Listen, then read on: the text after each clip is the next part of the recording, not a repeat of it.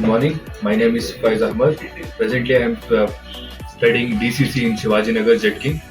Today is an TIBP. It's a part of G Sarabian. Today, the task is to share the files from base machine to Linux. Let's see the process. We are taking the help of WinSCP and we are transferring the file from base machine to Linux. After transferring the file, we are coming back to Linux and typing ls to check the file whether the file has been transferred successfully. The interface of file is showing in the screen. The file has been transferred successfully. Thank you.